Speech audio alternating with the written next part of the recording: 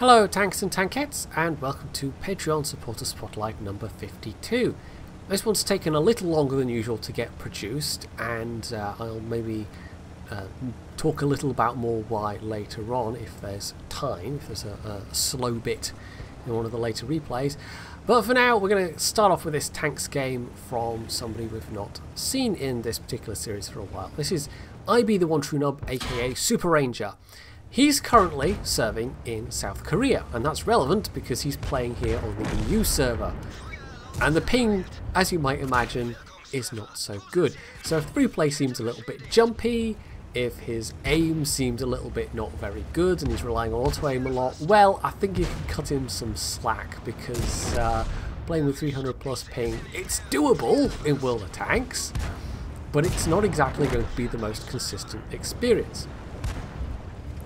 So, he's top tier, which is good. The VK's got actually sort of decent armour for this tier, and there's relatively few heavy tanks. In fact, both his team and the enemy team have got top tier medium tanks. So, in theory, this should be pretty good matchmaking. But he is struggling to finish off this Comet here, and it's only when the Comet actually gives him some frontal armour to shoot at that he manages to finish him off. Meanwhile, the two allies that were here with him have unfortunately died. He's also taken a little bit more damage from, what was that, an Su-85 artillery, and he's also bounced some shots, so the armour actually did come in quite handy there. So that's the first engagement over, but he's lost a huge chunk of health in the process, so he's got to be a little bit more cautious. He does have one ally, an 82, but the 82 is going to end this match with 0 damage done, so effectively he's here alone right now. So there's another bounce. That Hellcat back there is something of a concern. The KV-1 even can punch through this armour, but oh, there we go, he's managing to lay the hurt on with the it's a 220mm. No, it's not a 220mm, it's a 220 damage gun. It's a 88mm. Now, as it turns out, the Hellcat is stock, so that's a 76mm gun rather than the 90mm, which is probably why he's bouncing those shots so comfortably.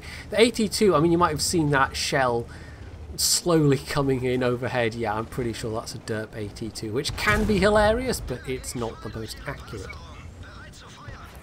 So they're starting to run out of tanks at this point. The enemy team are outpacing them on kills. And this map can be actually quite awkward. In fact, it seems like the meta of this map has changed over time, where people on the northern spawn very rarely seem to want to go to fight in the town anymore. And I'm not sure why that is. It is, however, possible to defend from the 9-0 line if your back is secure. But for now, I think that Super Ranger is I don't know, he's maybe thinking of trying to root out the enemy artillery, but there is a T-67 that was spotted near the cap, so that's a bit of a concern. So although he does reposition and it looks like he's going to maybe have a look behind the enemy cap, which is sometimes where you'll find Artie, sometimes you find Artie on the one line as well, but instead he turns back to go and help his allies back at the base, who are getting a bit pressed upon. Although they are bringing it back in terms of numbers. The enemy team has run into that defensive wall of tanks. Well, I say defensive wall. The defending tanks that there are in such a position that they have been able to take out those attackers. So, in some ways, maybe it wasn't necessary to come back. His allies do seem to have done alright for themselves, but this isn't won yet. Especially as the enemy top tier Artie is still left alive and has just claimed their second kill. So he's trying to anticipate the shot there, but with 300 plus ping it's not that easy to do. I think he has having to be using the auto aim quite a lot in this one, and you know, it's possible, a lot more possible than a lot of multiplayer games to play with 300 plus ping, and I'm sure there are people watching for whom 300 ping is more of a normality, but it's one of those things where like if you're consistently playing at that, then you can kind of start to adapt to it, but if you're not used to it, then it does present a significant difficulty. So there's the T-67, as it turns out. There's the artillery hiding pretty much where you would think. bounces one but takes another, and then actually bounces a shot himself on the GW, but it doesn't matter because one sideswipe later, the GW is dead, although he has taken a bit more damage himself. So, pushing over while the G67 was shooting at the Hellcat, manages to get that kill, and that just leaves an Su-85 who was up in the north, but his allies have managed to take him out, so that's it. Game 1. So that's not bad. 2.4k damage with over 1,000 blocked, and all with 300 plus ping. If only it was possible, if only, to easily transfer your account from one server region to another, but alas, with Wargaming that's just not so. And even though playing on the Asia server would probably give him significantly better ping, I'm not sure he would... I don't know. I don't know what the quality of play is like there. I know the reputation, but I don't know if it's completely fair or not. So there we go, top of his team, which, you know, in some ways you would expect being top tier with pretty good matchmaking like that, but when you're fighting against that ping all the while, it does make it a little bit more impressive. So there we are, not bad for not even quite 8 minutes, and a bit of a profit on top of that as well. So yeah, I'm not sure if he's trying to just play more regularly now, or if he was just doing it to see if it was doable, because I've not had a replay from him from tanks for a while, but I don't know, maybe we'll get some more in future. So we're on to Folly Industries. This is a new Patreon supporter in the FCM 50T, which, in the words of an Imperial officer from a Star Wars film, is, you know, it's an older premium, but it's still valid, or however that quote goes. So he's top tier, again, good matchmaking, and in theory, you know, being top tier in a heavy tank, that's a pretty good time, but the FCM is not really like other heavy tanks. It never particularly has been, and the 5100 is the same.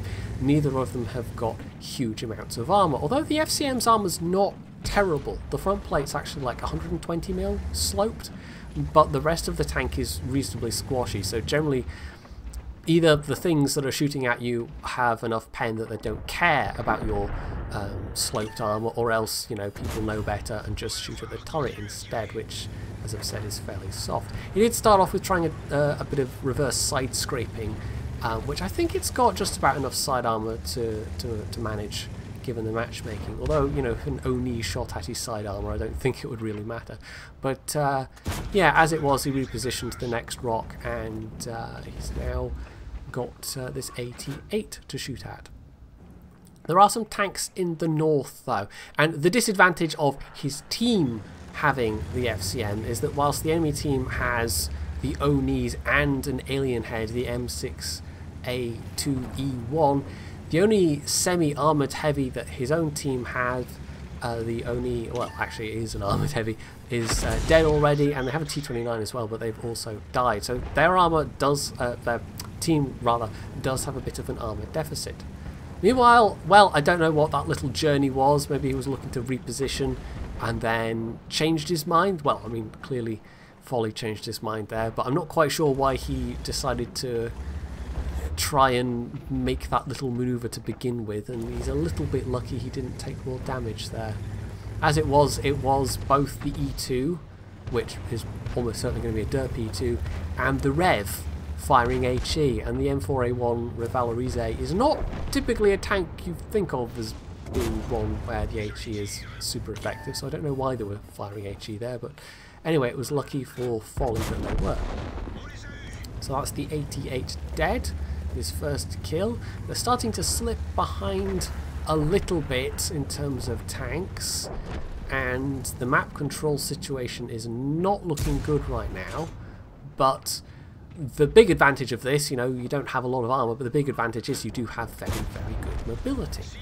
And that might come in handy, because if there are a lot of lower health enemies left around, being able to use that mobility to run around and pick them off one by one to prevent them from ganging up, that could be very, very useful.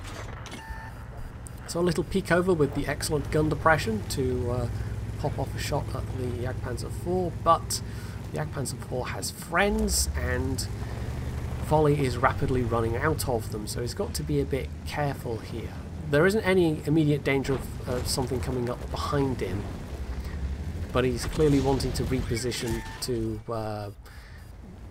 get some better advantage with the terrain. And I'm not quite sure. I'm not quite sure what he's doing here. I mean, it might just be, I don't know. He's being a bit cautious, I think. I think that's all we can say about it. Personally, given that those other tanks have gone to the north, that they are ganging up on the 122-44, I'd have been more aggressive with the VK a lot earlier. But as it is, well, he's repositioned back to where he was to begin with. If he can take out the VK and then take out the 87 that's currently got his side armor to him, that will be very, very useful. And as it is, the remaining Oni has actually been taken out by the T-44-100. So there's definitely no danger of anything coming up behind him. And if the T-44-100 can maybe defend the base on their own for a little bit, you know, that might be useful as well, because it's not looking good in terms of numbers right now. It really isn't. There's twice as many enemy tanks. So he's managed to keep the 87 permatracked. So that just leaves the VK as a one-shot. The 122-44 is also still somehow alive. There we go. And this is where the mobility comes in. Super useful, because maybe he can get there in time to actually help the 122-44. Although, given the hit points they were on, probably not. And as the case was, definitely not. So anyway, round to the cap, and there's the Rev. Now, one thing I've not mentioned about this, but you might have seen in other replays, is it's a good ramming machine, and clearly that's what Folly has in mind. Although, as it turns out, yeah, the M4A1 burns out before he actually gets to him. But yeah, it's not to be underestimated. You know, it's no KV-5, but it's still something like 50 tons. The 50 tons moving at whatever the speed you can go at is. I can't remember offhand. Is it like 50? I can't remember. But, you know, against lighter tanks, you can do a fair bit of ramming damage. And it's almost one of those tanks where you're going to want to, maybe its own separate crew, because a lot of the current French heavies won't really benefit from that driver skill that gives you the extra ramming damage. They don't have enough armour or enough weight for it to be worth it. But this one, I would say yes. And the new French heavies that are incoming, I don't know, maybe they'll benefit from that skill as well. So just the S51 and the Dicamax left. And the S51 is probably here. There we go. So yeah, that's the likely location. Once upon a time, doing this, even on half health against an S51, you know, an unlucky hit would have just completely wiped out an FCM. But as it is, even if the S51 gets the direct hit these days, it's probably unlikely to be a one-hit kill. So a danger to the T-44, but not to Folly. So that's 7 kills for Folly, 6 for the T-44-100, and just a Dicamax left now. And clearly the assumption they're making is that he's up to the north, because they haven't been along the 0 line. They don't know if he's there or not. But as it turns out, he's over to the west instead, and the T-44-100 actually picks him up. Now, they are going to form a platoon, an in-game platoon, because you can get, obviously, a nice medal out of that. But I would also have thought at this point, you know, the T-44 has got his top gun, Folly's sitting on his 7 kills. I'd have thought it would be very nice if the T-44 would maybe let Folly get a Radley Walters medal. But as it turns out, no Radley Walters. So 7 kills apiece instead, which is, you know, not unimpressive. And it's possible the T-44 just didn't notice, and that if they had noticed, they'd have let Folly take the kill. But sometimes you're just so intent on, you know, bringing home the win that you don't notice stuff like that. So, an ace tanker, top gun, an ace, not ace, my brain's just gone for a Burton today, it really has. But anyway, bunch of medals, including a defender. So that was a good round. It was a good round for both of them, and with over 4,000 damage apiece, yeah, the pair of tanks at the top there, Folly and his FCM, and the T-44-100, absolutely, you know, they brought that back. And Folly spent a good part of that game maybe being a bit too cautious. But towards the end of it, when it was getting towards the crunch time, he really was able to use that mobility and to just kick it up a gear, and actually together they were able to make it a very convincing win. So lastly we have the warships, and I know not everybody's fond of the warships, but I'm still slightly mystified by, I don't know, like people being vexed enough by it to leave an angry comment, or maybe not an angry comment, maybe that's overstating things, but it just slightly puzzles me, because my thought with this always is, well, if you're just here for the tanks, you know, this is why I have the tanks before the warships, and so you can just watch that.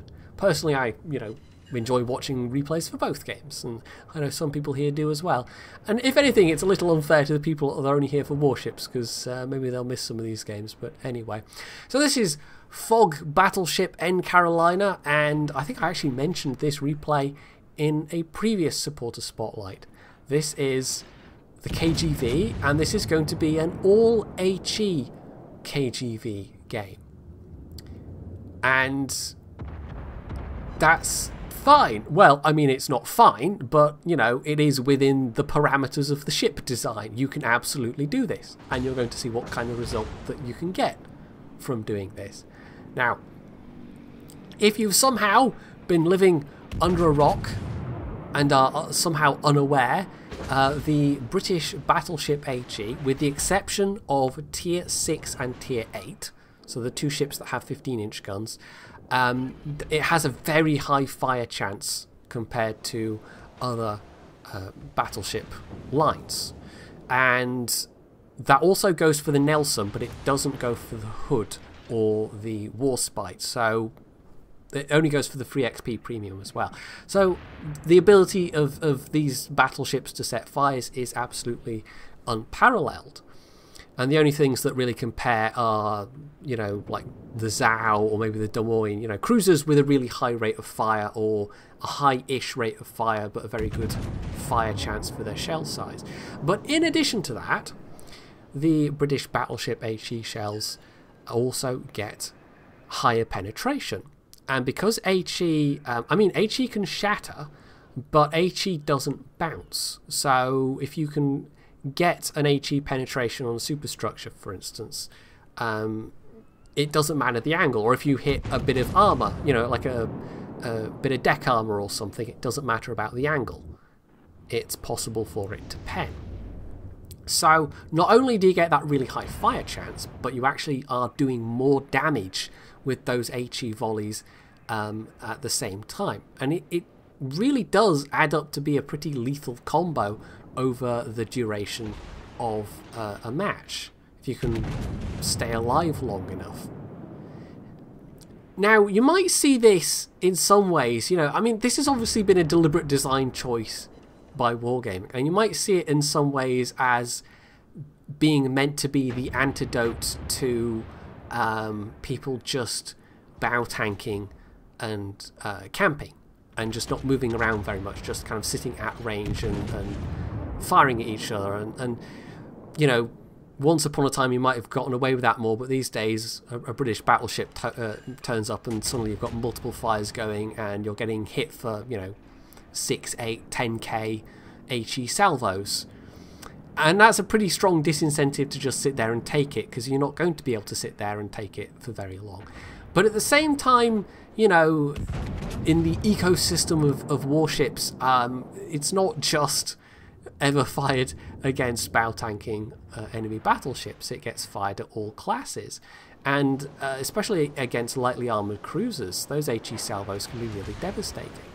Now, for the completely optimal play in something like a KGV or an Orion or an Iron Duke, you would mix it up and fire a mix of AP and HE, because sometimes an AP salvo would have a better chance of doing damage, because you'd get citadels.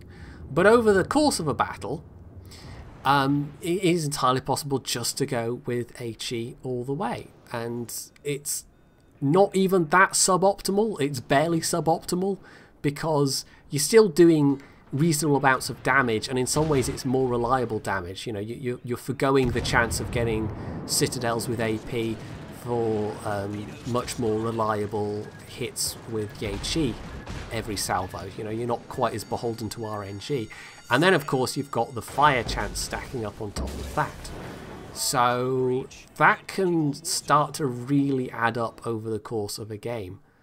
Especially when you've got the chance to set multiple fires with a salvo. And the KGV especially, because it's the smaller 14-inch guns, and you fire faster, I think almost this is one of the most dangerous ones. Now, of course, there's the tier 9 and the tier 10 as well with their super heal. But tier on tier, you know, I've seen more KGVs than I've seen Lions and Conquerors. And it doesn't take people long to figure out that the HE is pretty effective. So they almost can be more annoying to face off against, especially if you're in a battleship yourself. You might have a better chance of dodging in a cruiser, but even if they hit you in a cruiser, the effects can still be pretty damn devastating. So Fog Battleship has taken a hefty beating. I mean, he pressed up rather aggressively and is now trying to fall back. The double fire has just extinguished, fortunately, and he's also about 30 odd seconds away from a heal. But yeah, that was maybe a bit too aggressive considering what they've run into. But he's still alive, and he just needs to be able to fall back to stealth up for a while and get a heal going. Although, in order to stealth up, he would have to stop firing his guns for a bit. So, he may be, you know, this was maybe a bit of a tactical error here, not just staying stealthed up, because he had re-stealthed. And instead, well, now he's on fire again. And he can't really afford it, so he's had to immediately use his extinguisher.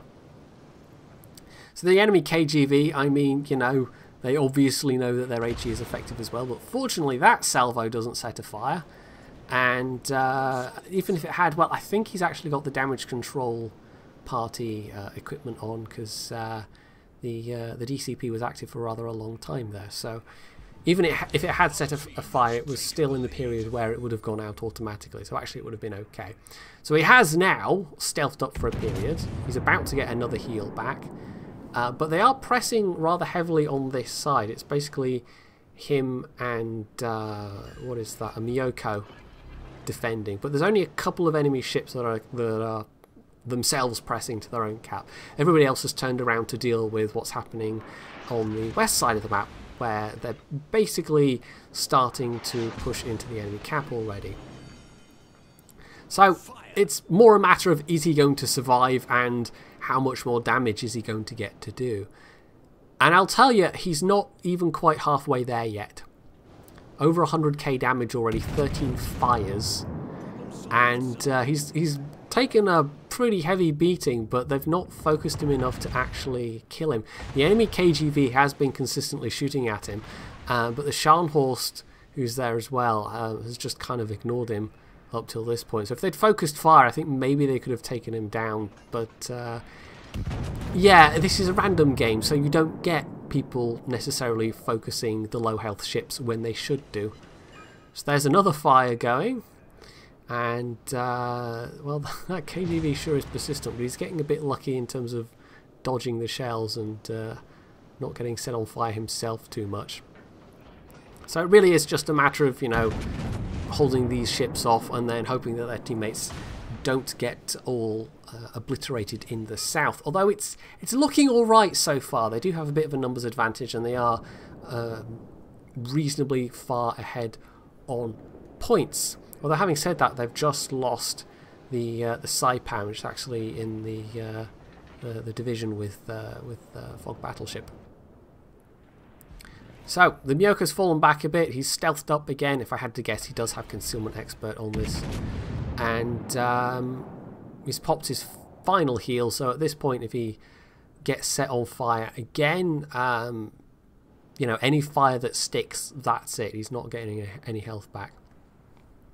He does, however, have a little bit of a window here to fire at this KGV over the island and not get spotted, although he's just about maybe going to if he pulls out literally any further than this. There we go, there's a fire. That damage, the damage that you can get from these salvos It's not just the fire chance, you know, it's the fire chance and the damage, and it almost feels like they should have one or the other. And of course then at tier 9 and 10 you've got those monster heals as well. And the Nelson, I kind of feel, can get away with that set of characteristics because the Nelson is squashy. The Nelson can take frontal citadels, it can take rear citadels, and it's got that awkward turret arrangement. So I think like the Nelson's got enough negatives going on that it kind of means that it can get away with that. But the KGV, by contrast, it's fast, it's got pretty good armor, it's got a good rate of fire, and I think really its only downsides are it doesn't have especially good AA, and the AP is a bit lackluster because it's 14-inch AP. It actually ends up feeling a bit more like the Scharnhorst's guns. Although I think the AP is demonstrably more effective, but it feels more like that than say the German 15-inch guns or even the British 15-inch guns.